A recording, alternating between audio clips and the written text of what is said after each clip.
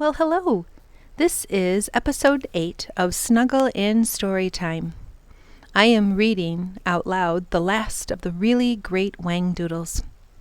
It was written by Julie Andrews Edwards, and it is published by HarperCollins Publishers. This episode and the next or last episode will be lengthy. It'll easily be over an hour. So my suggestion is I will cue you halfway through this episode, and if you want to just pause it there and tune in another time to finish it up, that is a great idea. Or if you want to tune in and listen to the whole thing, you can do that as well. But we have this episode, episode 8, and then we will have one more final episode, episode 9. Here we go.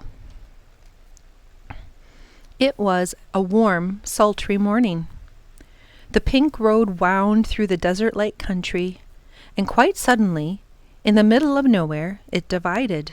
One way went northwest, and the other northeast. Signposts at the junction pointed both ways, and each sign read, "To the palace." "Oh, here's a dilemma," said the professor. "Which way shall we go?" "Watch your step!" squawked the wiffle bird. The professor looked at her very closely. "You couldn't possibly explain that remark, could you?" he asked, and she remained silent. "Oh, well, there's only one thing we can do. We must take a gamble. Come along." They took the road heading northwest. Having traveled for some time, they turned a corner, and there, sitting in the middle of the road, was a creature. It was staring at his very tiny toes and singing a sad, mournful song. He had a small head and a large body. In fact, he was completely pear-shaped. He was the color of early morning mist and had two soulful brown eyes with extremely long, silky eyelashes, and a topknot of hair that stuck out of his head like the bristles of a scrubbing brush.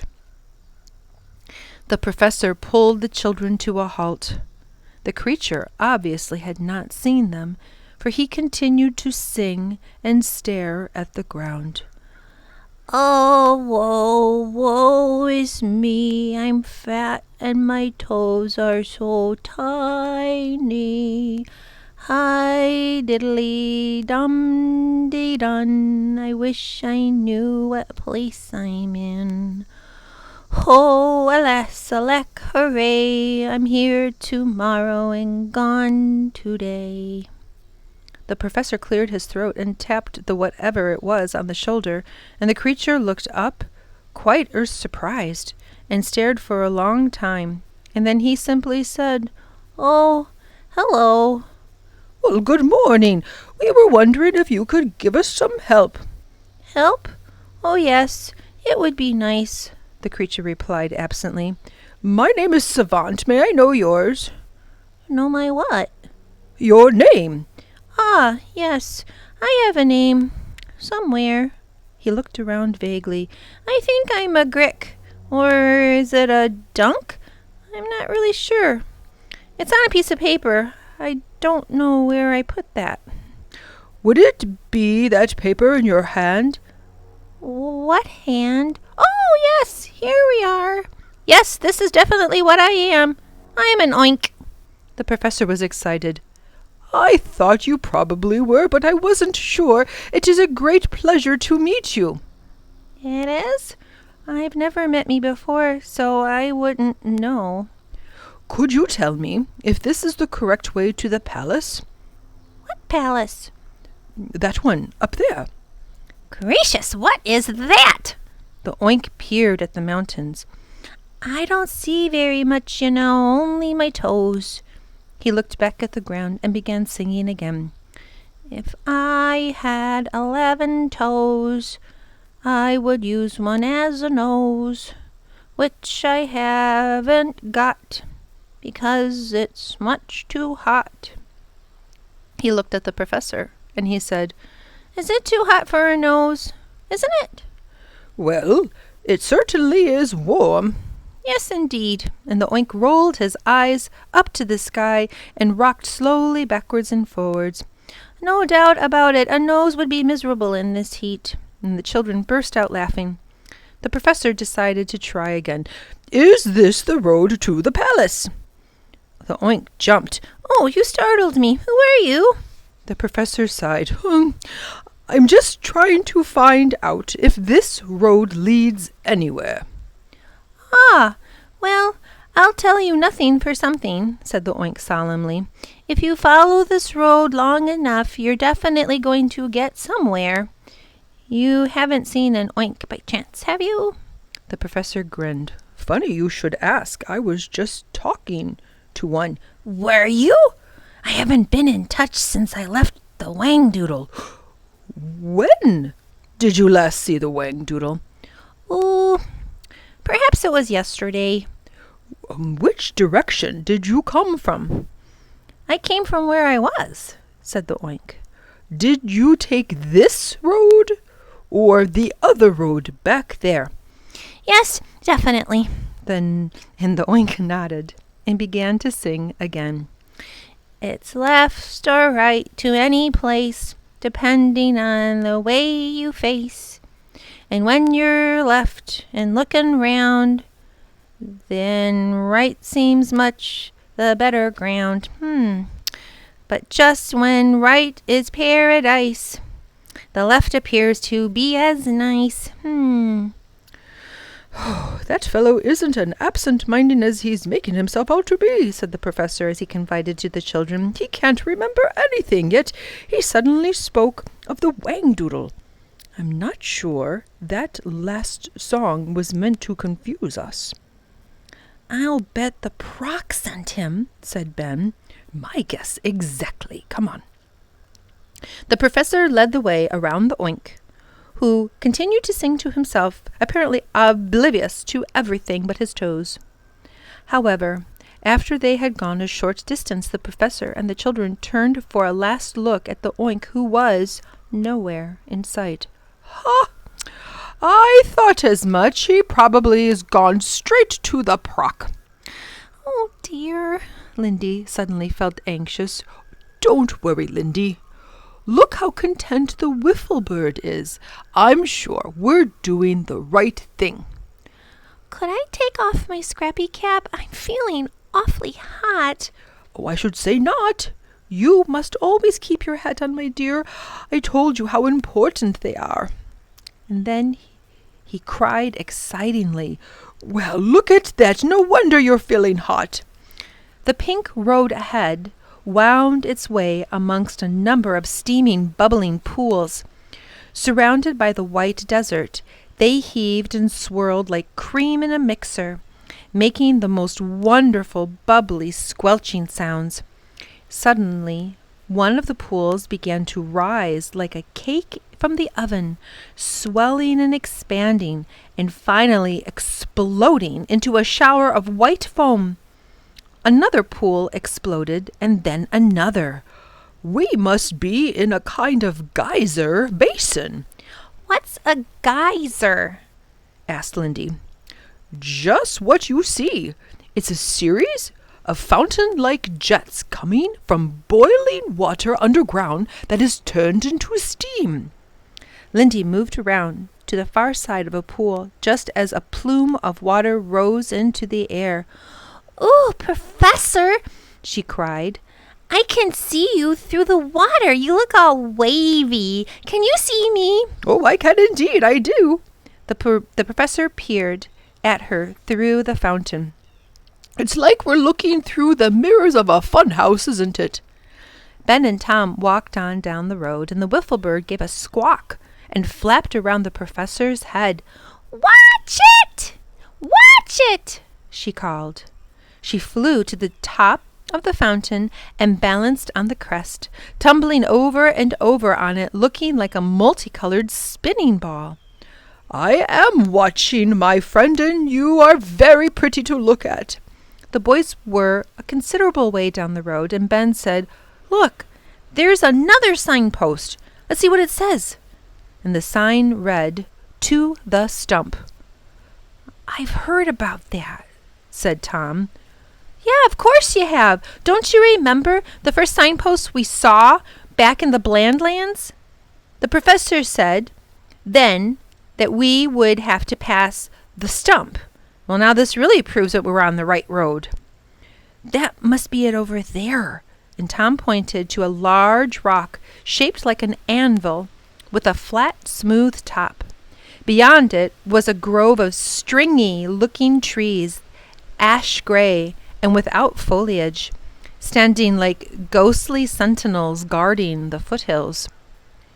Ben said, "Let's run and tell the professor." "No, wait." There was a quality in Tom's voice that Ben had heard seldom. He followed his brother's gaze, and his mouth fell open, and his legs felt as though they were turning to jelly. Standing a little way from the stump, glittering and gleaming in the sunlight, were two of the most beautiful mini motorcycles the boys had ever seen. They had thick, deeply grooved tires and bold, upswept handlebars. The powerful engines were slung beneath a backbone of gleaming silver tubing, and the jet-black gas tanks had orange and red and acid pink flames painted on them.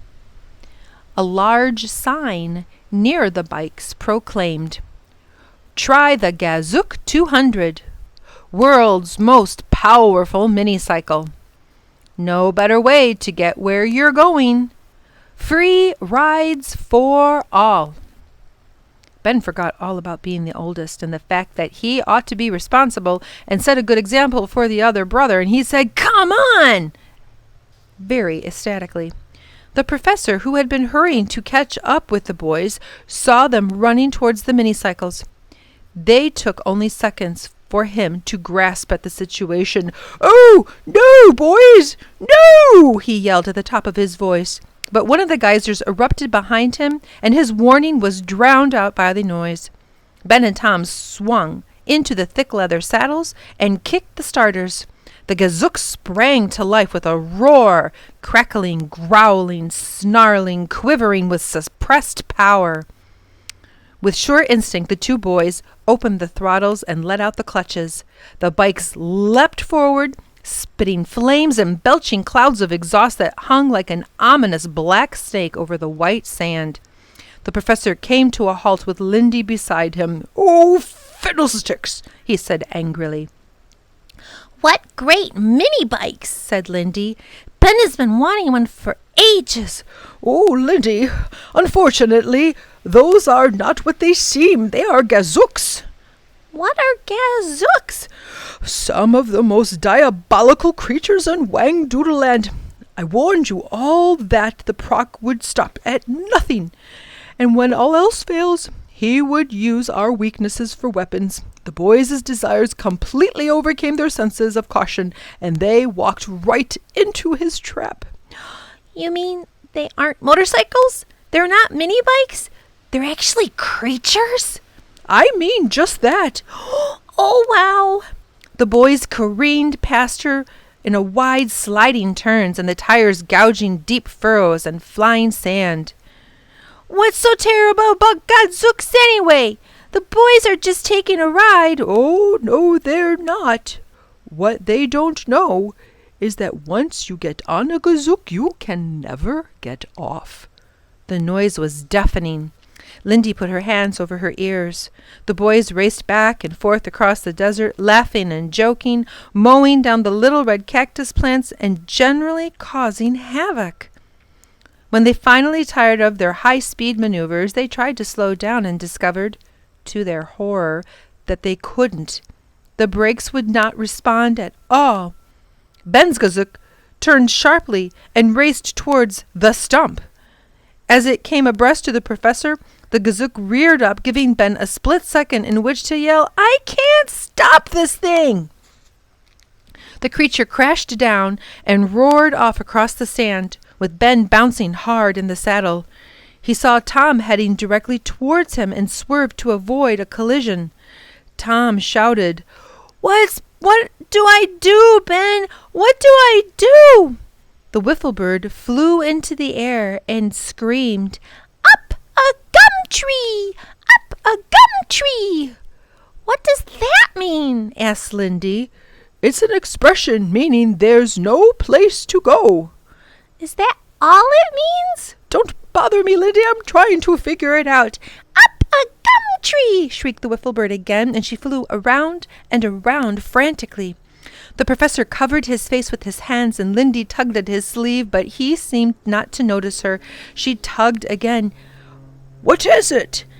I'm sorry, Professor, but I just want to say something. And she waited until the gazooks had roared past. Are you sure that the wiffle bird doesn't mean something else? Perhaps it's like you told us. You know, she's saying one thing, but means another? The professor looked at Lindy. Then he looked around and spotted the grove of weird-looking trees behind the stump. Oh, my gosh, Lindy. He clapped his hands over his head. You're an angel, an absolute angel.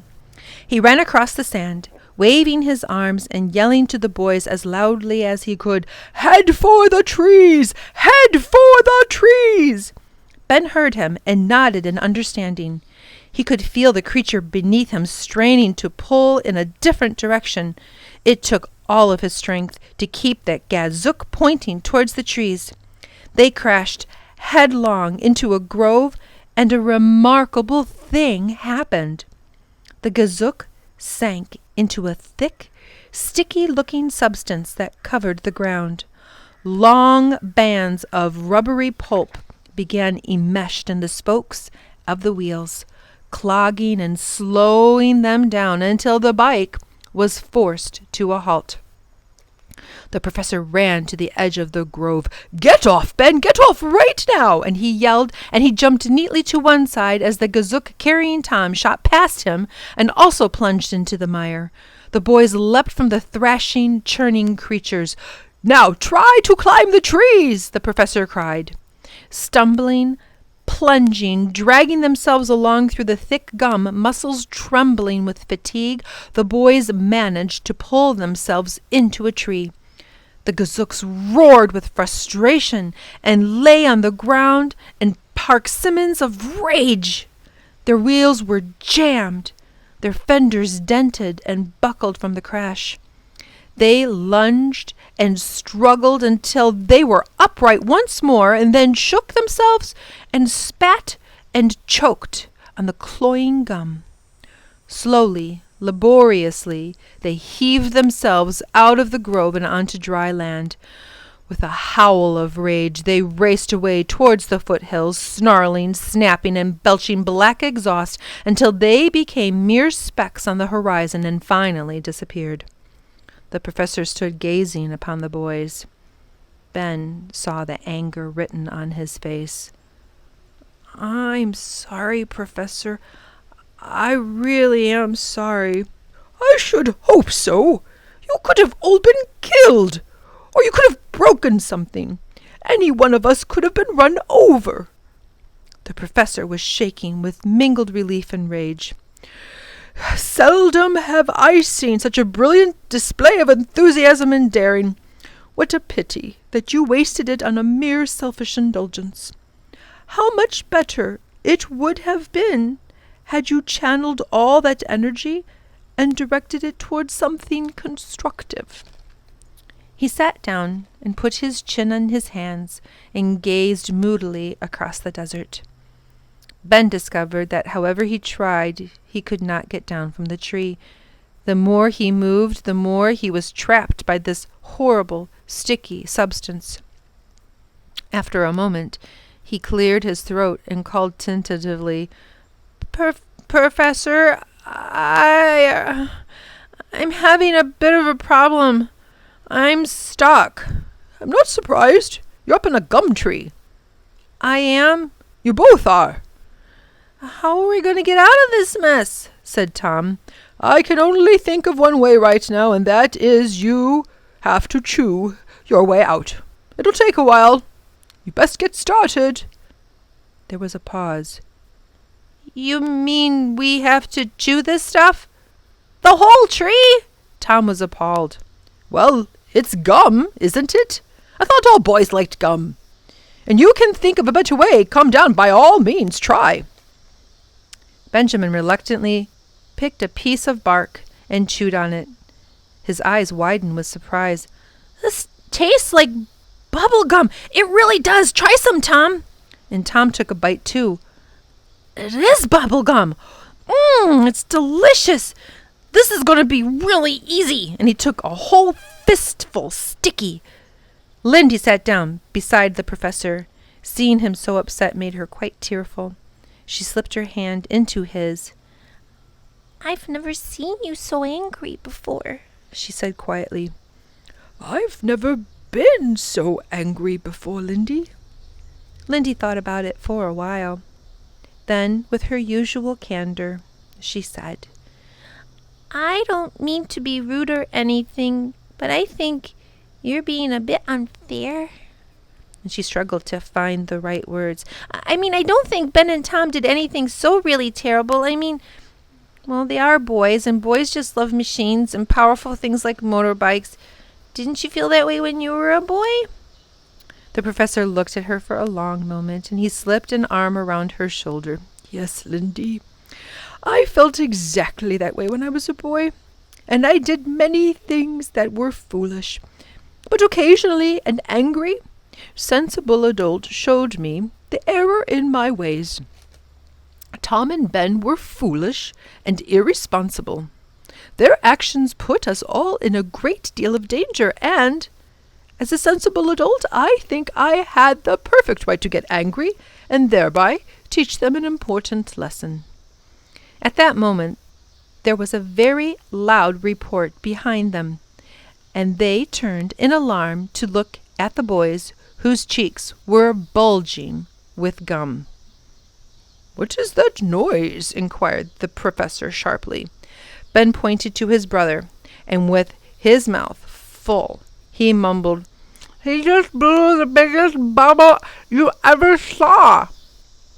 He was beginning to look green.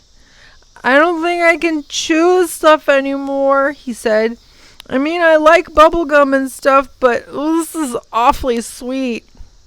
Lindy, astonished, said, Look at Tom!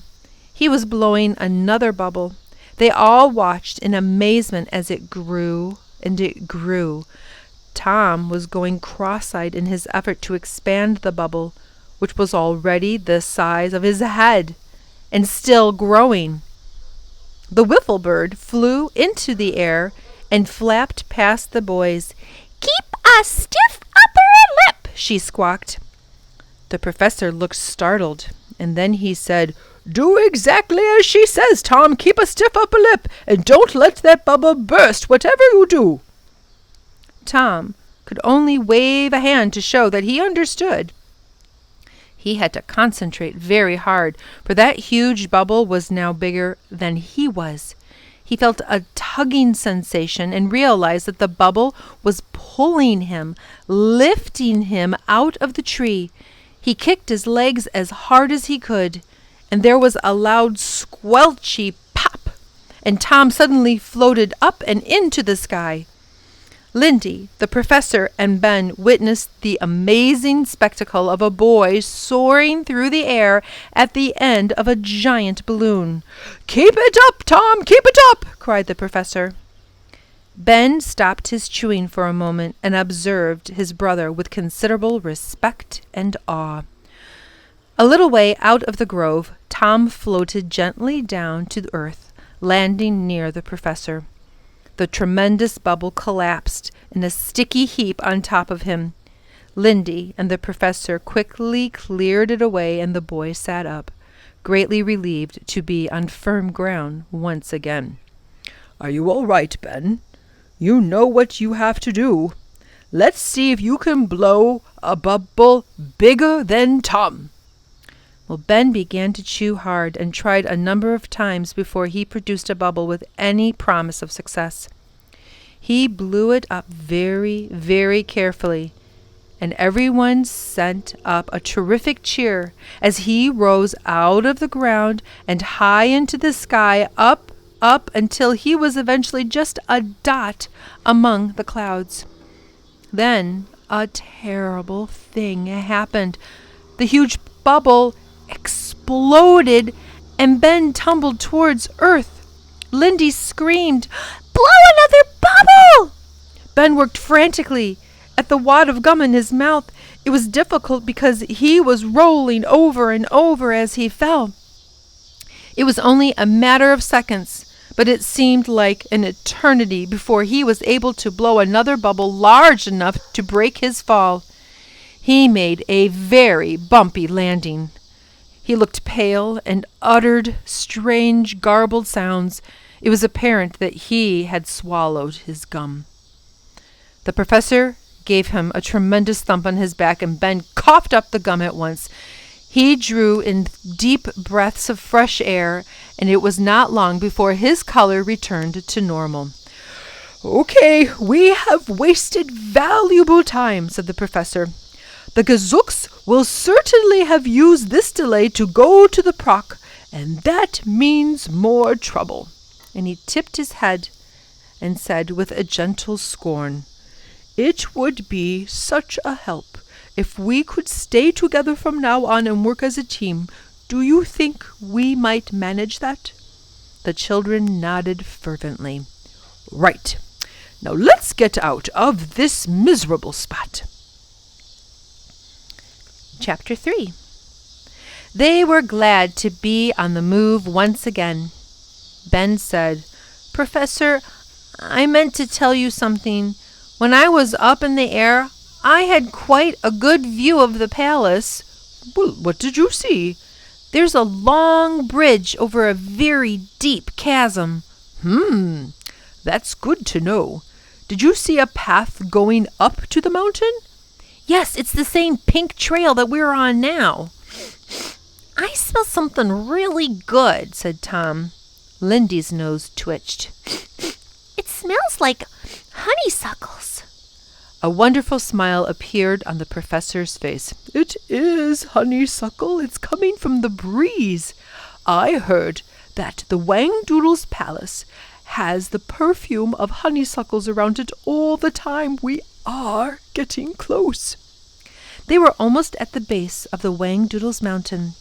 Through a natural rock arch, the pink road wound its way to the summit. They could see the gleaming turrets of the palace now and the scudding clouds above. "Not long now, Professor," said Ben encouragingly. He had no sooner spoken the words than they were echoed by a chorus of soft voices surrounding the hills.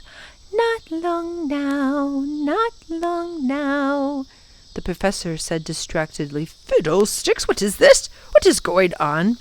"What's going on? What's going on?" The voices, they grew louder and louder.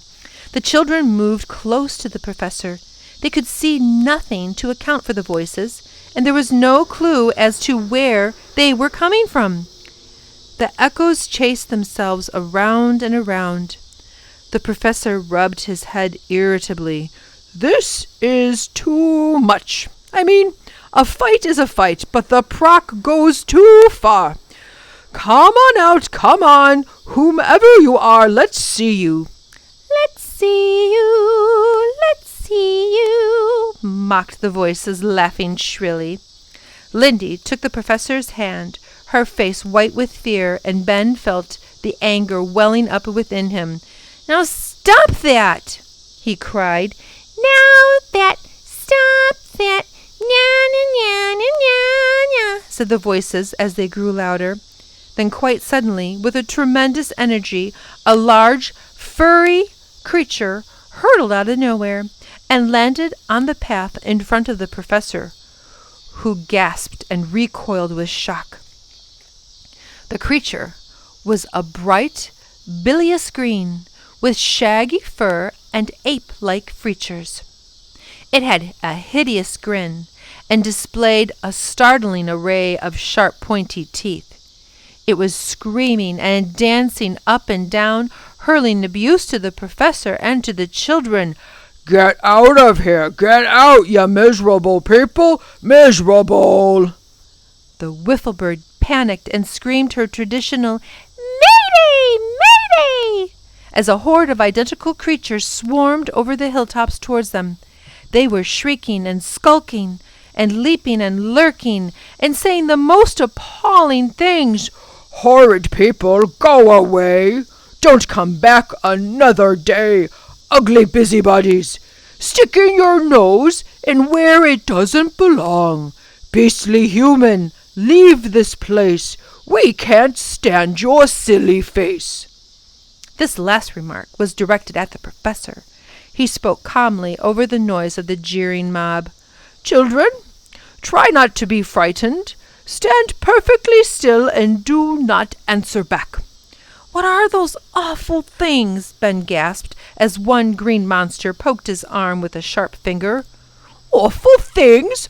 Awful, awful!" yelled the furry horde. "They are called swamp gaboons, I think."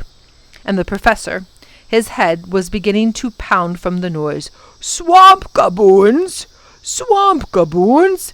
Handsome, happy, crazy loons!"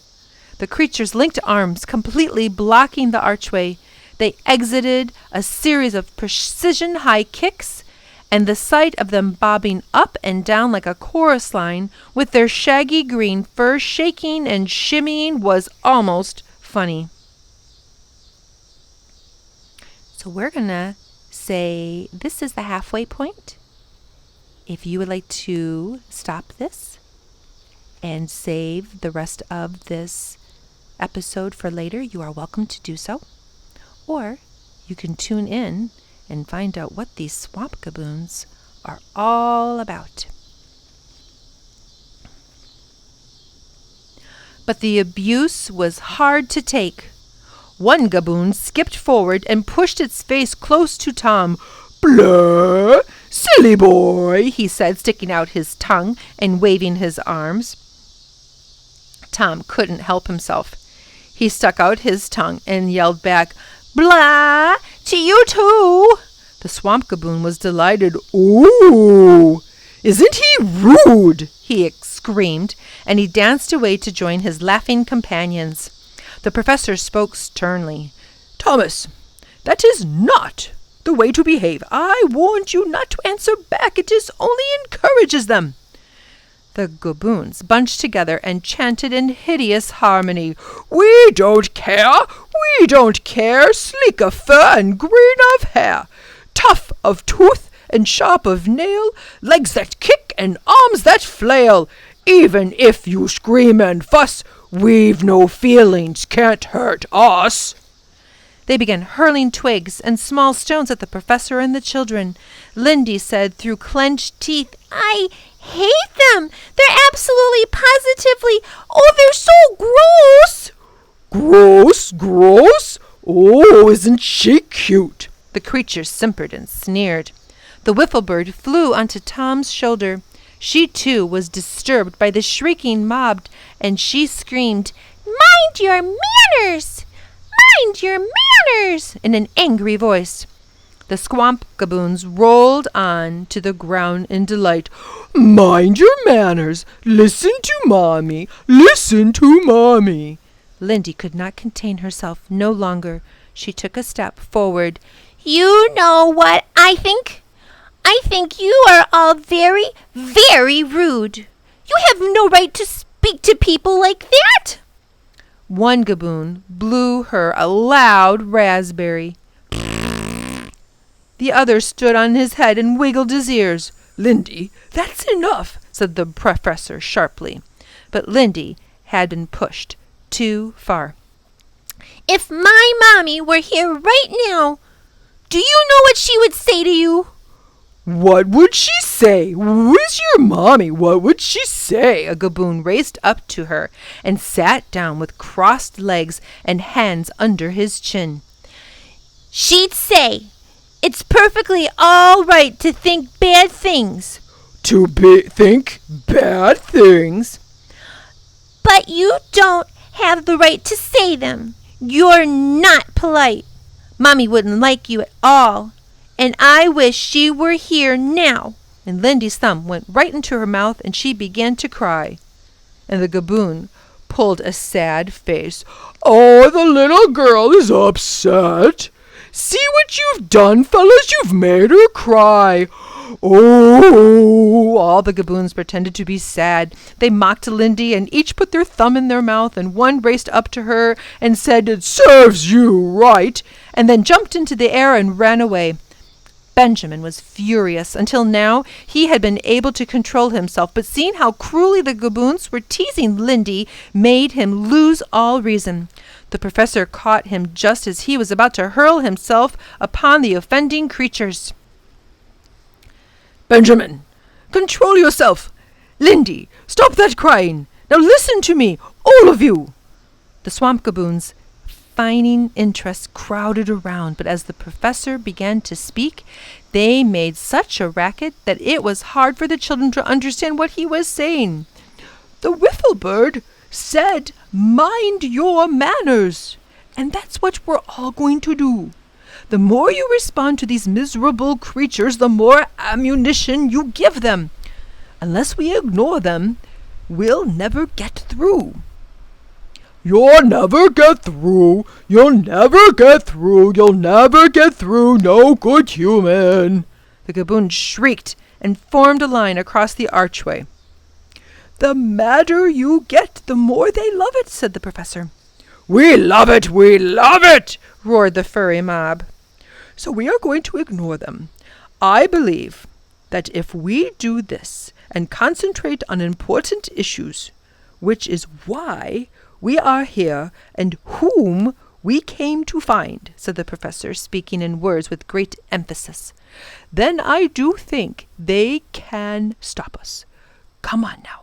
Stare the creatures down if you have to, but do not respond to them. The children and the professor began to walk slowly towards the archway. The baboons went berserk. Oh, hateful boy, silly girl, monster man, they yelled, and they tugged at the professor's clothing and pulled Lindy's hair and pinched Ben and Tom. The professor raised his voice again. I do believe it's going to be fine weather at the top of that mountain, don't you? Ben took his cue. I think you're right, sir. Lindy, can you see the palace up here? Do you wonder what it's going to be like? Oh, yes, I do, Lindy replied bravely. She was still close to tears, but she put an arm around Ben and said fiercely, Ask me something else, quick! Well now, Professor, Lindy wants me to ask something. Tom, do you have anything to say? Ben had no idea what he was going to talk about, but just saying things made it easier to ignore the tormenting crowds. They reached the arch, and the gaboons were in a frenzy. Don't you dare go through! Don't you dare! They bawled. One gaboon, with foul breath, thrust his face into Tom's. Do you know you have a silly nose? He hissed. Tom swallowed hard. The professor said lightly, Steady, Tom, steady, Tom. You have cauliflower for ears, too, mocked the gaboon, and crossed eyes and yellow teeth. Thank you so very much, Tom managed to say politely, and to his surprise he felt rather good. The professor tapped a large swamp gaboon on the shoulders with his umbrella. Excuse me, my fine fellow. We'd like to get through if you don't mind. Now, Ben, you were saying? And he walked past the creature slowly and calmly, and it bellowed with anger. Don't touch me, you measly what? It belched loudly in Ben's ear. The boy jumped, but he kept his arm around Lindy and continued to walk beside the professor. Not long now, I think, not long, said the professor encouragingly. See, we are under the arch, and there is the road ahead. Keep your eyes on it, children. Look out! Look out! "There's a monster behind you," screamed the gaboons. "Don't look back, just don't look back," urged the professor. "Your shirt's hanging out, you ridiculous boy." Tom felt something tugging at his pants. He put his hand behind him, and a swamp gaboon grasped his fingers and held them tightly. Tom looked imploringly at the professor. "Keep walking, Tom. Even if you drag the creature with you, you just keep walking." The swamp gaboon hung on and dug in its heels. It sat down on the road like a sulking child refusing to walk. "I'll bite you," it said cunningly. "I'll bite your hand, you nasty boy." And Tom felt sharp teeth nibbling at his fingers. It took all his self-control to overcome his panic. Then he had an idea. He quickly turned and whacked that gaboon sharply on the top of his head. At the same time, he pumped the hand that was holding his and said politely, "It was such a pleasure meeting you, old boy. Goodbye." And the gaboon was so surprised that it released Tom's fingers, and the boy instantly put both hands in his pockets. Now the swamp gaboons changed their tactics. As the professor and the children walked farther and farther away from them, they sobbed and they howled, and they tried all manners of last-minute tricks to gain their attention. "Oh, come back, come on, we were only joking." "Take me "With you, please. Ouch, I've hurt myself badly. Help me, I've got a broken finger. I've broken my back. I'll eat worms if you don't turn around. I'll hold my breath until I explode. You'll be sorry when the Whangdoodle hears of this." And then their voices began to fade. The professor smiled in weary triumph, and he looked at the children. "Oh, well done, my friends. Listen to how truly silly they are. I think they will not bother us any more. We shall walk a few more yards until we are around the next corner, and then we shall relax, for if we don't, I think we should just all collapse. I don't recall ever being so exhausted before." They rested for a half hour. The professor was weary, though he tried hard not to show it. He talked about the swamp gaboons. "I do hope you realize what a valuable lesson you all learned just now." Tom said, "You mean about turning the other cheek?" "Yes, that's part of it. There will be many times in your life, at school, and more particularly when you are grown up, when people will distract or divert you from what needs to be done. You may even welcome that distraction, but if you use it as an excuse for not doing what you're supposed to do, you can blame no one but yourself.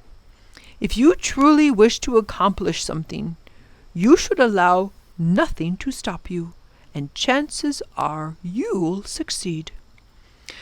The professor leaned back against the mountain and took a deep breath.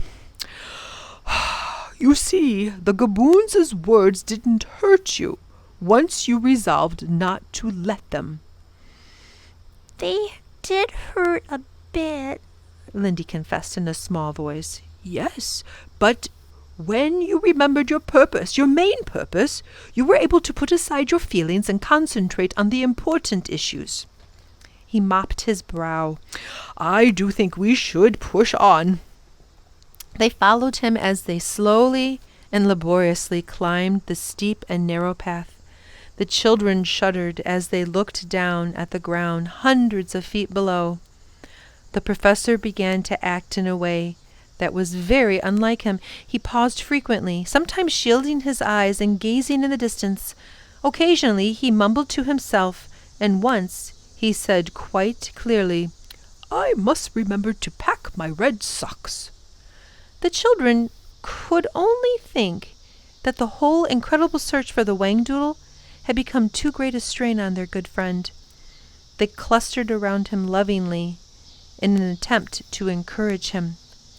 Ben said, "Look, Professor, see how near we are to the castle?" And they could now see that the pure, transparent crystal was buttressed by huge pillars of milky white glass. The turrets were like the creamy frosting on top of a birthday cake and seemed to be reaching to touch the red sky. Higher and higher they climbed, and the altitude made them all short of breath, and the professor gasped and moved more slowly with every step. Suddenly he stopped and leaned against a rock, and he shut his eyes. "Oh, my dears," he said in a tired voice, "I do not think I can go any farther. You must go on without me." They all spoke at once. But that's impossible, Professor. We'll never make it without you. We're so close. If you could try just one more step at a time. No, you don't understand. But they wouldn't listen. We'll help you, Professor. We'll wait for you. Tom said, Lean on me, Professor. Put your whole weight on me. I can take it. Ben ran ahead to a bend in the road, where he turned the corner. He was so staggered by what he saw that for a moment he could not move. Then he raced back to the professor. "Sir, you just have to go on. We're there. We're actually there. I found the bridge. It's around the corner. All we have to do is cross over it and reach the palace. Come on and see for yourself. Come on, Professor. You can do it. You can." The children were wild with excitement. Their sheer enthusiasm captured the professor forward. With triumph in his voice, Ben said, "There, you see? You see the bridge? We've made it!" The children gazed in awe at the sight before them, and they were all close to tears. Ahead, the ground fell away in a tremendous chasm, thousands of feet deep, and far below was a thundering waterfall so huge that the sound of it echoed back to the top of the mountain. Spanning the abyss was the bridge. It was incredibly beautiful, like an inverted silken rainbow swaying gently in the cool breeze. At the far end of it, 2 bronze doors were set in a colossal archway. They were open, and beyond them was the Whangdoodles' palace. Ben turned to the professor. "We've done it! We've done it, Professor! Aren't you proud? Aren't you thrilled?" The professor did not answer. He was staring at the palace with intense concentration. He sat down on a nearby rock and put his head in his hands. In all of the weeks the children had known him, they had never seen him so dispirited. They gathered around him. He raised his head and looked at them for a long moment. And then he said, "You are going to have to do something for me, which I know you will not want to do, but there must be no argument about it. I want you to go on to the palace by yourselves. No, listen to me," he said firmly, as they started to protest. "When I first conceived of the idea of trying to reach the Whangdoodle, I realized only too well that I might fail. I was too old, too set in my thought patterns. Then the 3 of you came along, and I hoped that through you I might reawaken the younger part of my mind, the imagination that had been shut down for so many years. And in other words, if your eyes could see it, perhaps mine could see it too." The professor's voice broke. "I must tell you that the closer we have come to the Whangdoodle, the harder it has been for me to keep up with you. The last part of our journey has been almost impossible for me." "But we wouldn't have been here if it weren't for you," Tom said. "We didn't help you. It was the other way around. You helped us. You made it all possible." And then Ben said, "Only a little while ago, you said that if you really try, then the chances are you'll succeed." The professor shut his eyes. "I said the chances for success were good. I didn't say they were 100% certain. One must always take into account the possibility of failure." Ben spoke desperately. "But how can you say that, Professor? All you have to do is cross the bridge." "I must tell you, I cannot see the bridge." "What do you mean?" said Tom. "Of course you can see it. You can see the palace, can't you?" "Yes, I have always been able to see that. But seeing how to get to the palace is another matter for me. The bridge just isn't there. It's only a chasm." The boys felt silent. Lindy said in a choked voice, "You should have had a scrappy cap." and she burst into tears and rushed into his arms. "I didn't think that all this would happen," she sobbed.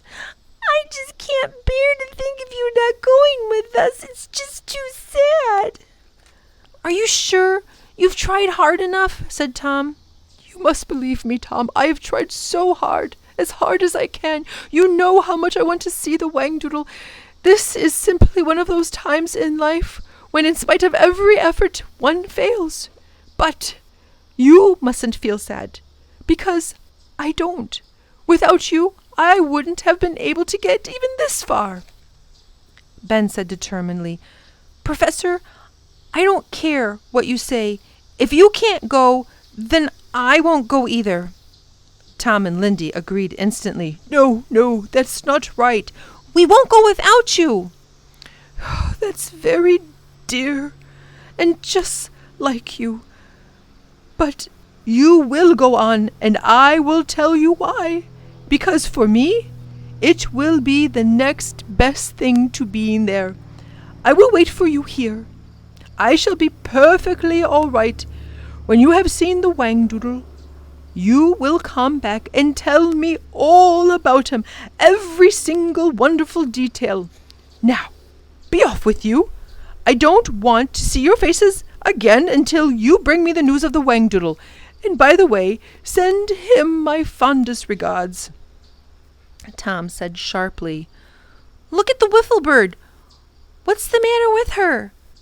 She had been sitting quietly on the silk supporting rope of the bridge, and now she was strutting up and down stiffly as if hypnotized. "What on earth?" The professor rose frantically, looked up, and recoiled in horror. Look out!" he shouted, and the sky suddenly became dark. The children had a glimpse of the monstrous head with a huge, sharp point beak coming straight towards them. It was the gigantus. Too late, the wiffle bird flew in the air, startled out of her trance, and she screamed, "Mayday! Mayday!" The children flung themselves clear into the slashing talons, and the professor bellowed in dismay, No, you shall not do this!" And in desperation, he found strength. As the gigantus banked around for another attack, he took a firm grip of his umbrella, and when the huge bird flew past him, he swiped at it with all of his might, giving a resounding thwack that sent it careening off course. He yelled to the children, Run to the palace!" "What about you?" Ben cried, horrified. "I shall be all right, I promise you. Now go!" The children ran towards the bridge. The professor jumped up and down and waved his arms wildly. "Come on, you devil! Let's see what you're made of, you big, dumb, pea-brained bully!" The gigantus was diverted by the noisy dancing figure. It swooped down for another attack, and as the children clattered onto the slats of the bridge, the professor put his back to the rock and, using his umbrella as a sword, he fought that monster with the last ounce of his strength. The gigantus screamed with outrage. One giant claw reached out for the tired and desperate man, and it picked him up as though he were a rag doll and dashed him against the rock. The professor fell to the ground in an unconscious heap. The children were running so hard for the palace that they did not see what was happening behind them. Ben was in front with Lindy. Tom was close behind, and the wiffle bird just above his head. They had not realized that the bridge was so long. Their frantic chase made it sway dreadfully, and Lindy gasped, and she glimpsed the boiling, foaming river thousands of feet below. Ben, don't run so fast!" And her foot slipped between the slats, and she crashed to her knees, crying in pain. Ben turned to help her, and suddenly screamed with fear, "Look out, Tom!" The giantess was only inches from Tom. There was a rushing wind that moved the bridge violently from side to side, and Ben and Lindy clung desperately to the guided ropes. Tom felt two sharp claws hooked into his shoulders of his jacket, and he was lifted high over the chasm. The wiffle bird went berserk, and with a shriek she rocketed towards the giantess, aiming straight for its eyes. Her brilliant feathers momentarily blinded the monster, and it flapped desperately back over the bridge. Ben scrambled to his feet and flung his arms around Tom's legs just as he passed overhead. The giantess pulled, and Ben hung on with all of his might, and the wiffle bird attacked again and again. Sick with fear, Lindy managed to cry, "Undo your jacket! Tom, get it off!" Tom heard her, and he plucked at the buttons of his coat and raised his arms, and he slid out of the sleeves and crashed onto the bridge just as the wiffle bird screamed, "Run for your life! Run for your life!" And she flew at the giantess again. The children picked themselves up and raced the last 100 yards to the huge burnished gates. Then a terrible thing happened. The confused giantess was trying to rid itself of Tom's jacket, and the giant wings were thrashing, and the wiffle bird was helplessly caught up in the whirlwind, and she received a mighty blow that knocked her to the bridge, where she lay horribly still. Tom gave an agonizing cry and raced back to her side. "It's all right, wiffle bird. I'm here. I've got you. It's all right." And he picked her up gently. "Come on, Tom, hurry!" said Ben, yelling. Tom looked up and saw that the giantess was coming at him once again, and he began to run. It was a desperate race. The three children stumbled off the swaying bridge and under the tall archway, with the giantess only a few feet behind them. "The doors! Close the doors!" And Ben flung himself against the side, and Lindy and Tom pushed hard against each other. With a mighty clang, the great bronze portals closed, and the enraged giantess slammed into them. The earth trembled, but the doors held. The children leaned against the cool metal, fighting to regain their breath, and when they had recovered sufficiently to turn around and see where they were, they received yet another shock. Standing in front of them was the Proc. "You surprise me," he said. "I didn't think you'd make it." And he noticed the wiffle bird at Tom's arms. "What's the matter with her?" "She's been hurt," said Ben. "She tried to save us, and the giantess knocked her down." The Proc looked dreadfully concerned and took a step forward, and Tom clutched the bird protectively. "Come along, boy," the Proc snapped. "Give the wiffle bird to me." "No, not on your life, you big bully," Tom said fiercely. "Oh, this is really too much." The Proc stamped a long, thin foot in annoyance. "Do you realize the trouble you have caused? This is all your fault. The first accident we've had in our kingdom in a century. And if you hadn't been here, none of this would have happened. You're an absolute menace." Tom was angry that he yelled at the towering Proc. "Our fault, is it? Well, that's an awful remark. Who sent that monster out here to attack us? Who tipped off the gazooks and the sidewinders and the swamp gaboons? Who arranged to have Lindy captured by the splinter cat? It's all your fault." The boy choked with emotion as he looked down at the feathered bundle lying so still in his arms. "If she doesn't get better, if she dies, I will never forgive you, never." The Proc looked at Tom intently. Then he said in a quieter voice, I suggest you give the bird to me. We know how to take care of her. She will be all right, I promise you. Well, that brings us to the hour marker of our story, The Last of the Really Great Whangdoodles. And if you would like to, you can choose to stop here. We have about another 20 minutes to read. There's a lot going on in this story today. So, you may choose to stop now, or you may choose to continue.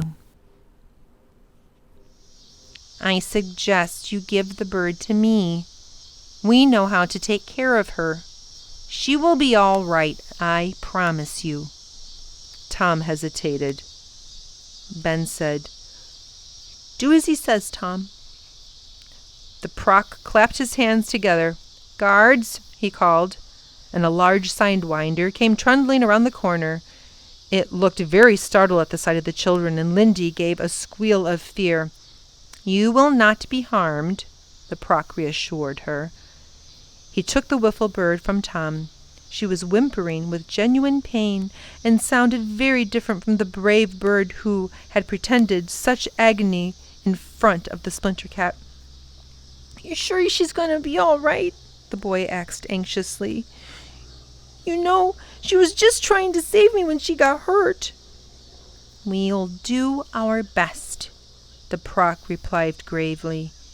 He handed the bird to the sidewinder, who walked quickly away.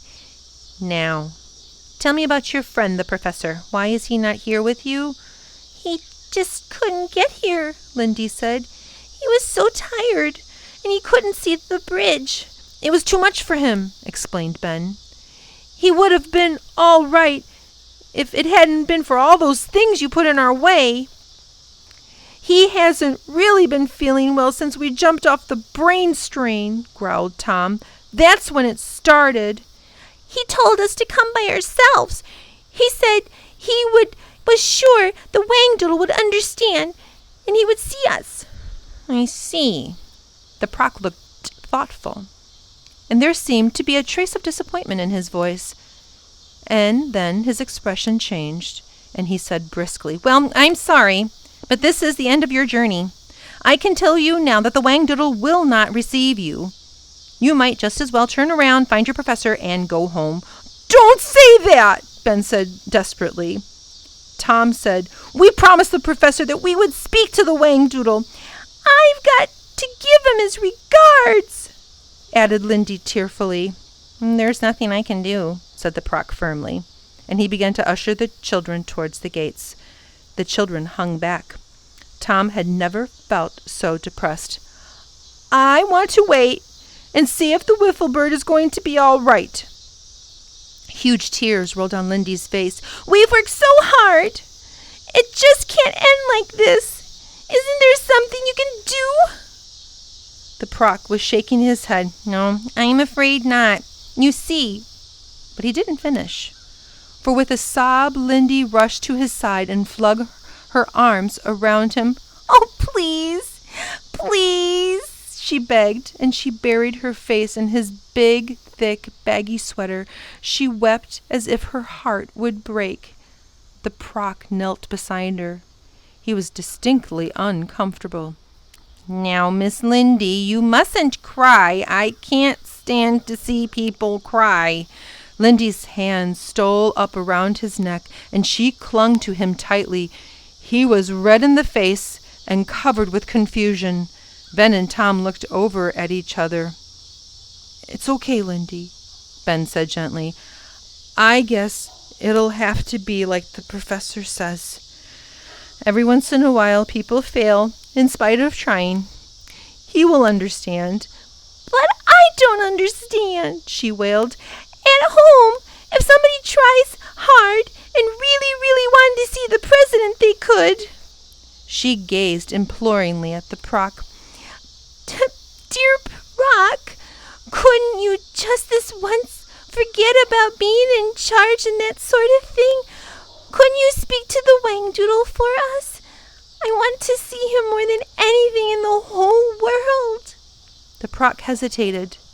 He looked at the boys and He looked back at Lindy and he touched his tear-stained face. "Oh, you human beings," he said with feeling. "When will I ever learn?" He rubbed Lindy's cheek with the sleeve of his sweater. "Come along. I can see there is only way to get any peace around here, and that's to let you meet the Whangdoodle." Lindy hugged him with all of her strength, and Tom and Ben could not believe the sudden turn of events. "All right, this way," and the Proc waved away their thanks. Taking Lindy's hand, he said, "Come along, Miss Lindy, but for pity's sake, try not to cry any more. It gets me all emotional and I start to itch."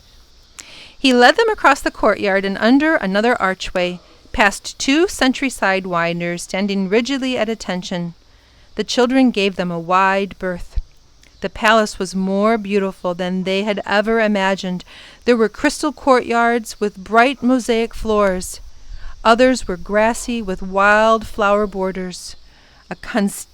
Contained sparkling fountains or tranquil pools with ambrosia blossoms floating on a milk-white water.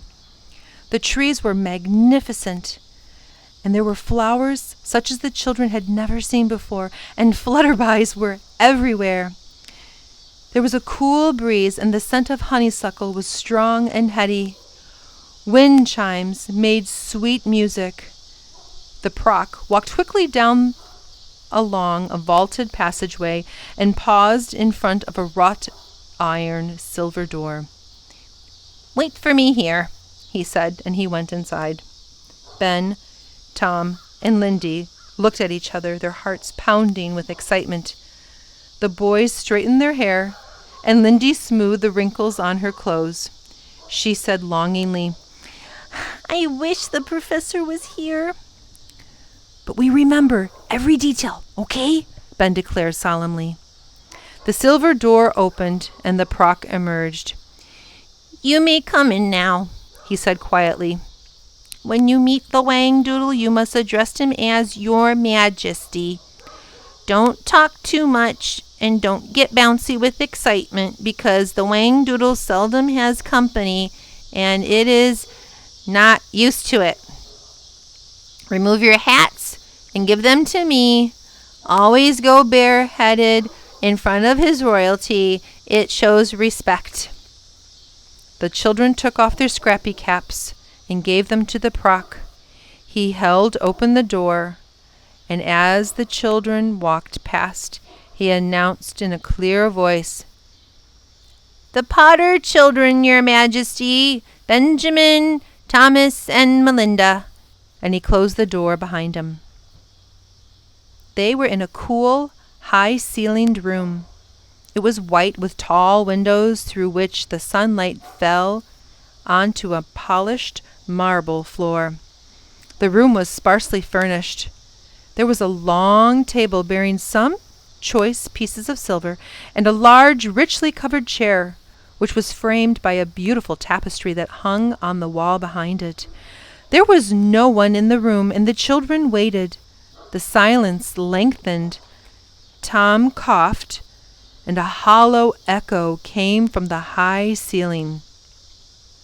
Quite suddenly, a cheerful voice said, "Well, I must say, you humans have changed a bit since the old days." The children jumped with alarm and found themselves witnessing an amazing sight.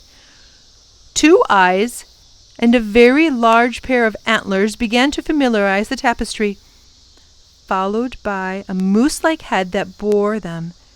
Next came 4 rather short legs attached to a round barrel-like body. The children watched in wonder as the Whangdoodle crossed to his throne and sat down, nonchalantly folding his legs across his chest and crossing one back leg over the other. "Well, don't look surprised." His voice was deep, and he spoke with an engaging lisp. "I was playing it safe. Didn't want you to see me before. I had a peek at you, so I changed myself into the colors of the tapestry." The Whangdoodle was truly an extraordinary creature. He was the size of a small pony, and his face was big and friendly, and brown eyes and long, fair eyelashes. His eyebrows were arched, giving him a constant look of surprise. His muzzle looked soft as velvet, and when he grinned, he displayed strong horse-like teeth which protruded over his lips. The antlers were amazingly large and very handsome. He held his proud head proudly. He kept with a general regal air. His body was a warm gray-brown color, and his small, rather thin tail was fashioned into a love knot. And on his hind feet he wore a pair of pink old slippers with floppy tassels. Pink. Darn it, I screwed up.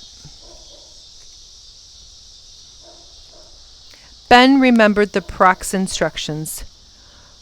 Your Majesty, thank you for allowing us to see you. The Proc tells you nothing? That you've given me a lot of trouble? I didn't want to see you, not at first. Then I confess that I did feel some slight desire to make contact again after all these years. I do get very lonely. Not that I mind. I wouldn't go back, not ever, even if you begged and pleaded. Humans cannot be trusted. Have a piece of wadge. And he held out a large box of candy. The children hesitated. Oh, come on, you must be starving. I'm sure you haven't eaten for ages. They ate hungrily and accepted the delicious sweets. Aren't they good? It's my favorite kind. I have a very sweet tooth, you know. Would you like to see it? He asked Lindy. Oh, yes, Your Majesty. Thank you. And the Whangdoodle grinned. It's this one, right here. See? It has a little daisy on it. Why is that your sweet tooth? Oh, I thought you'd like it. All Whangdoodles are born with one. At least they used to be. And he became sad. He helped himself to another piece of wadge. As I was saying, you look different from the other children I used to know. Cleaner, neater, taller. Are you an exception? Or do our children look like you? Well, said Tom, I don't think we're different from any other children, Your Majesty. Well, how is your world these days? The Proc never tells me anything because he doesn't want me to be upset. Do you still use those barbaric rack and boiling oil in your enemies? Or do you fight with other territory or something like that? Well, we still have wars, Your Majesty, if that's what you mean. And the Whangdoodle looked depressed. Thought so. It didn't seem as though things would change much when I left. And he began to turn blue. Oh, Your Majesty, you're changing color. I am? And he looked at his stomach. Oh, so I am. I do it without thinking, you know. Can you really turn any color you want? Ben said. Oh, yes. I can turn plaid if I want, but that one is harder. What's the hardest color for you to do? I would say flange. What's flange? Oh, it's nothing to laugh about, young man. It's every color of the rainbow all at once. I seldom manage it. Mind you, omnipresent blue is pretty tough as well. And crash pink. Is it pretty? Asked Lindy. With stunning, absolutely stunning, said the Whangdoodle. Harder than plaid? Oh, 10 times harder, or even 11. Lilac is my favorite color. It is? Well, allow me the honor. And the Whangdoodle slowly turned from the most beautiful shade to lilac that Lindy had ever seen.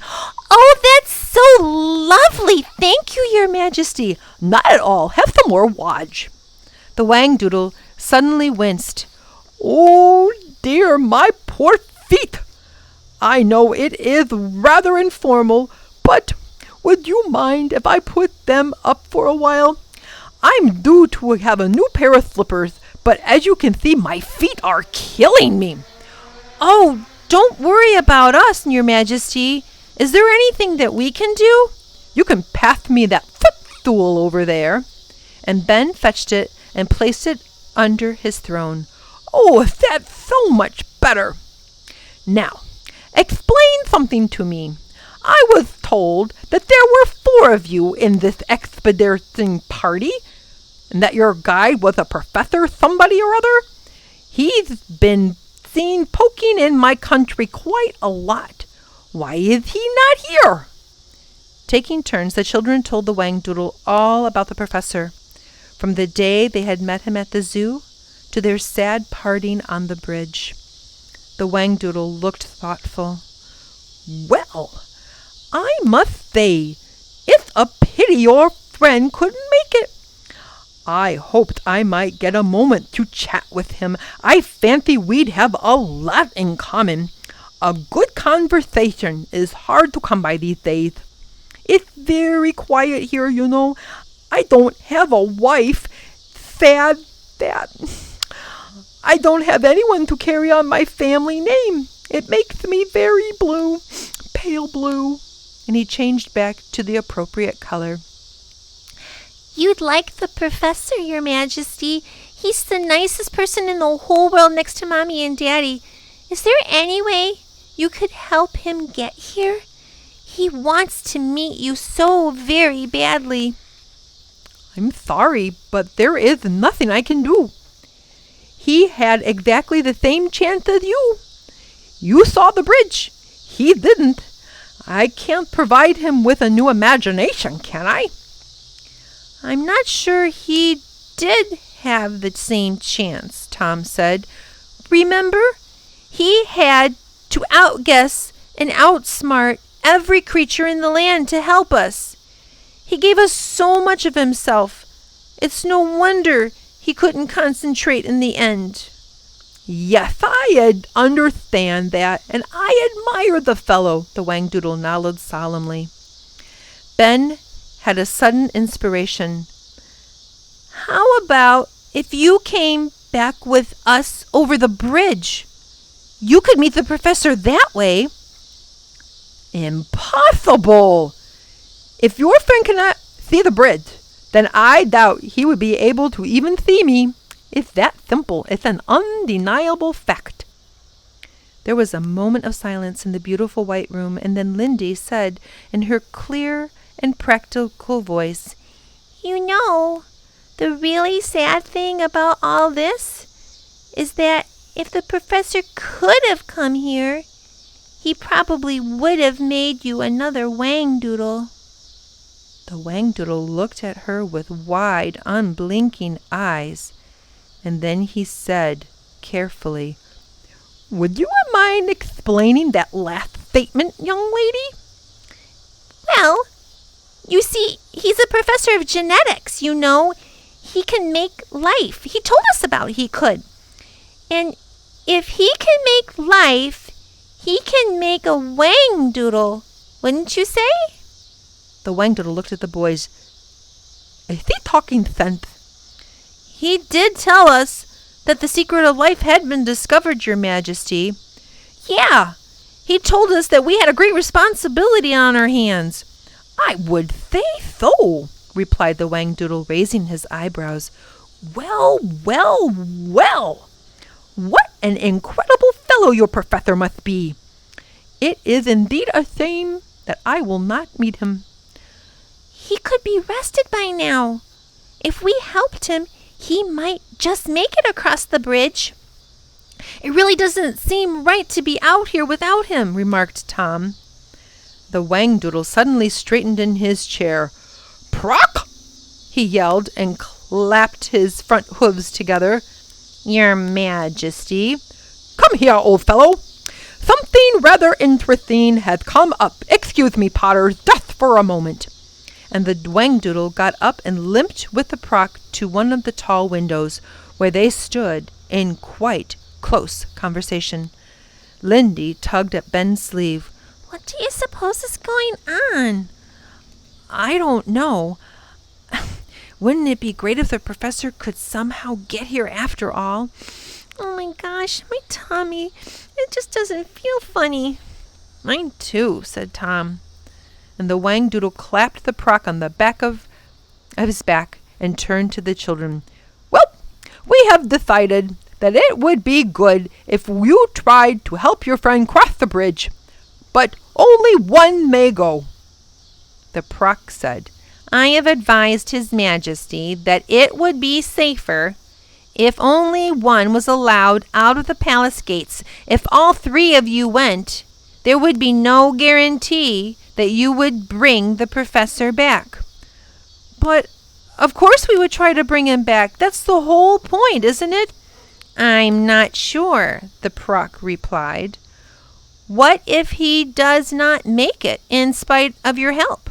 What if he chooses not to come? It is possible. No, I think he'd be more inclined to try to reach the palace if he knew that two of you were here and being held hostage. Hostage? Ben was horrified. You can't hold us hostage. You can't keep us against our will. Well, I'm hoping it won't come to that. I'd rather thought you'd see the sense in this, replied the Proc. We can leave any time we want. All we have to do is turn around and go home, said Tom. I'm afraid you're wrong there. You see, I have your hats. There's no going home without them. We're going to stop there. Oh my goodness. What is going to happen? Tom, Ben, and Lindy gave their hats to the Proc, remember? Is one of them going to go across the bridge to get the professor? Wow. We'll tune in to our last segment. It'll be episode 9. We have a lot to read. And we have a lot to find out. Until next time, bye-bye.